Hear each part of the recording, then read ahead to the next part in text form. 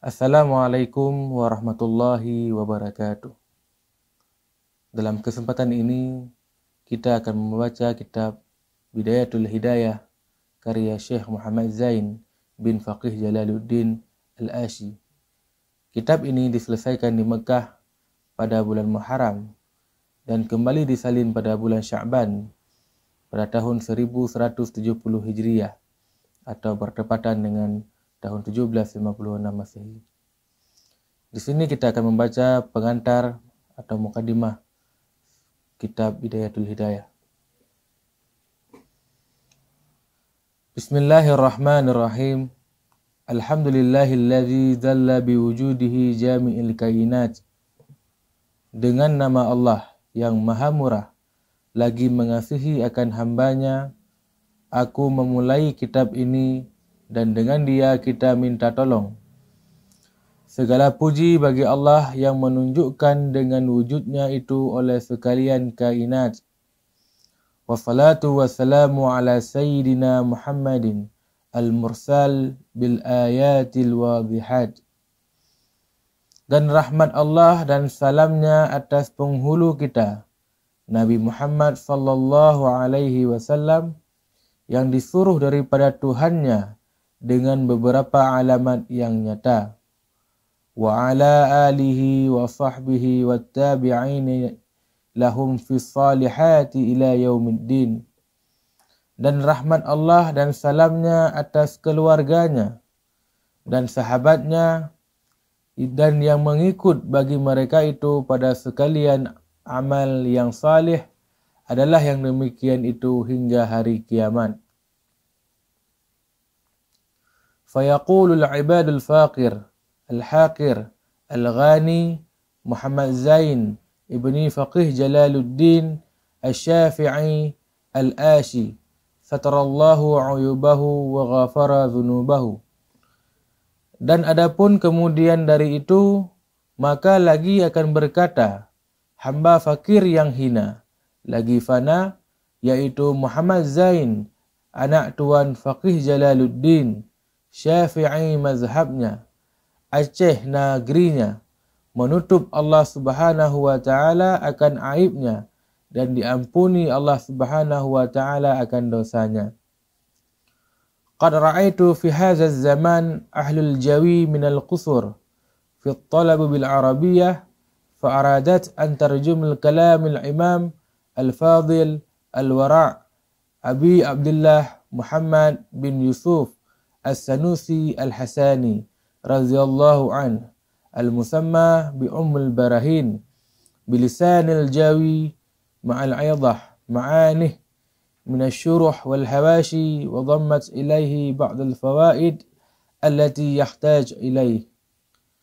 Bahwasannya aku lihat pada zaman ini akan orang Jawi daripada kesangkutan artinya, daripada akal pada belajar dengan bahasa Arab, maka aku kehendaki bahawa aku terjemahkan akan karangan imam yang lebih lagi wara', yaitu Abi Abdullah kunyahnya, Muhammad namanya, anak Yusuf, Sanusi nama negerinya, Hasani bangsanya, yang diridai Allah daripadanya, yang dinamai karangannya itu Ummul Barahin, dengan bahasa Jawi, serta aku nyatakan maknanya dengan barang yang aku lihat akan dia setengah daripada syarah dan setengah daripada hasyiah, dan aku himpunkan kepadanya setengah faedah yang berkehendak kepadanya. Liyantafa'u bihil mubtadi'un wa sammaituhu Bidayatul Hidayah, karena bahwasannya memberi manfaat dengan dia segala orang yang baru belajar, dan aku namai akan dia Bidayatul Hidayah. Ja'alallahu khalisan liwajhil karim, telah menjadikan Allah Subhanahu wa taala hal keadaannya tulus ikhlas bagi zatnya yang maha mulia. Bijahi sayyidina Muhammadin alaihi afdhalus salatu atamat taslim, dengan kebesaran penghulu kita Nabi Muhammad yang terafdal mengucap salawat dan terutama mengucap salam kepadanya. Wala haula wala quwata illa billahil aliyyil azim. dan tiada ada ia daripada meninggalkan berbuat maksiat, dan tiada upaya pada berbuat taat melainkan dengan Allah yang Maha Tinggi lagi yang Maha Besar. Baru saja kita membaca pengantar dan mukadimah kitab Bidayatul Hidayah Syarah Matan Ummul Barahin karangan Syekh Muhammad Zain bin Faqih Jalaluddin Al-Ashi. Selain daripada menerjemahkan dan mensyarahkan, Syekh Muhammad Zain juga memberikan informasi penting apa yang terjadi di zaman beliau hidup, yaitu pada pertengahan abad ke-18 atau sekitar 1750-an Masehi. Di antaranya adalah tentang proses pengkafiran atau takfiri yang dilakukan oleh orang Belanda terhadap penduduk muslim di tanah Jawi atau negeri bawah angin. Kita akan membaca pernyataan Syekh Muhammad Zain tentang takfiri tersebut dalam kitab Bidayatul Hidayah ini. Faedah ini satu faedah bermula pada masa ini adalah setengah negeri di bawah angin daripada kedatangan bala dan fitnah yang amat besar pada membinasakan agama Islam, setengahnya dengan keras seperti Ulanda, dan yang menukang dia daripada muslimin yang bugat, dan beberapa daripada manusia yang sudah murtad masuk agama Nasrani, dan seperti menjual samanya Islam, istimewa pula yang membelinya itu kafir. Setengahnya daripada lemah lembut, seperti kebanyakan orang jahil yang mendakwa ia dirinya alim, bersamaan antara orang yang dagang dan orang negeri pada membinasakan agama. Setengahnya menghalalkan yang haram dan mengharamkan yang halal, dan setengahnya mengkafirkan penghulu kita, orang yang sufi dan ahlut tariqat, dan mengharuskan ia istinja dengan kitab mereka itu, dan setengahnya menegahkan orang yang menyebut nama Allah hingga tiada ada yang menyebut nama Allah lagi pada negeri yang sudah makmur dahulu, dan setengahnya mengkafirkan orang yang menafikan ilahil batil dengan la ilaha itu, dan setengahnya mengkafirkan orang yang menafikan dengan la ilaha itu sekalian alim dan lainnya daripada perkara yang mungkar, dan inilah alamat kiamat. Dalam naskah Bidayatul Hidayah ini, Syekh Muhammad Zain juga memberikan informasi penting lainnya tentang pertentangan wahdatul wujud yang terjadi pada abad ke-17 sampai dengan masa hidup beliau, yang berakibat kepada pembakaran karya-karya ulama besar Aceh, yaitu Syekh Hamzah Fansuri, Syekh Syamsuddin Sumatrani, dan Saiful Rijal. Dan kita akan membaca pernyataan Syekh Muhammad Zain tersebut tentang pembakaran karya-karya ulama Aceh.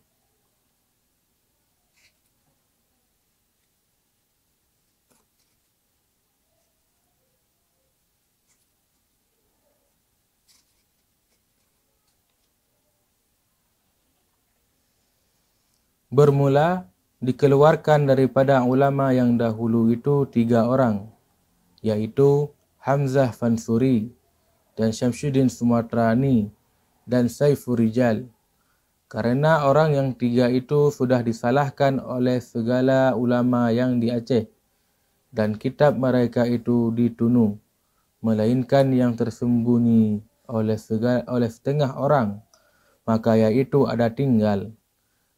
Maka sekarang pun jangan dipakai akan kitab mereka itu, karena tiada siapa yang mengetahui perkataan mereka itu, sebab jauh pengambilannya mereka itu.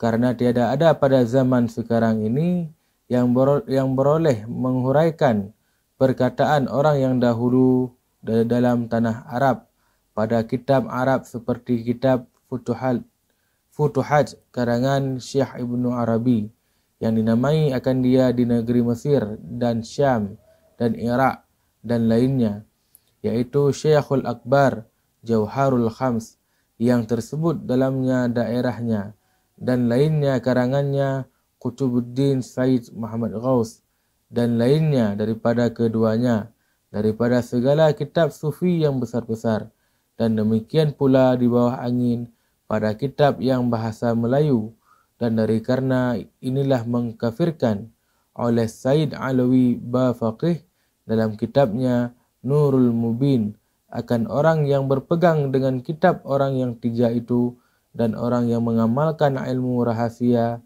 yang dinamai di negeri Aceh akan ilmu mekri. Karena sekalian yang tersebut dalam Nurul Mubin itu setengahnya daripada kitab orang yang tiga itu dan setengahnya daripada ilmu makri dan beberapa banyak yang sudah ditunu di negeri Aceh akan yang mengamalkan ilmu makri. Wallahu a'lam. Informasi lain yang diberikan oleh Syekh Muhammad Zain dalam kitab Bidayatul Hidayah ini adalah tentang ada orang yang hidup di zaman Syekh Muhammad Zain. Mereka mengkafirkan Syekh Abdul Rauf bin Ali Al-Fansuri atau Syekh Kuala beserta guru-gurunya. Berikut pernyataan Syekh Muhammad Zain. Setengah daripada alamat kiamat bahawa dihinakan orang akan orang yang kebajikan dan memuliakan yang kejahatan. Dan karena inilah bersungguh-sungguh penghulu kita Nabi Muhammad SAW mencela dan menghinakan akan mereka itu dengan sabdanya innahum summun bukmun.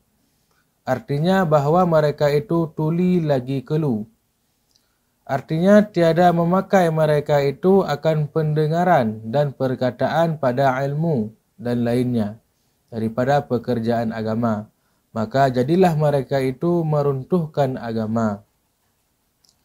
Apabila engkau ketahui yang demikian itu, maka peliharakan olehmu akan dirimu daripada beberapa fitnah ini.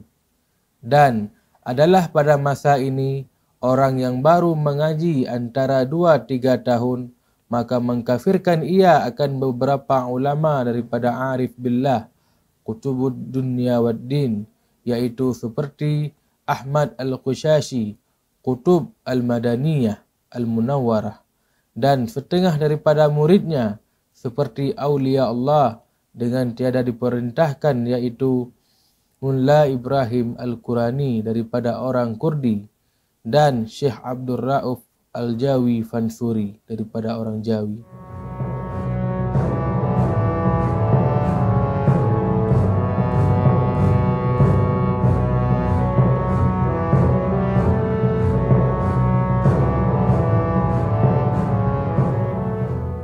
Inilah beberapa penggalan informasi dari sekian banyak informasi yang dibentangkan oleh Syekh Muhammad Zain bin Faqih Jalaluddin Al-Asy dalam kitabnya Bidayatul Hidayah Syarah Matan Ummul Barahin setebal 130 halaman.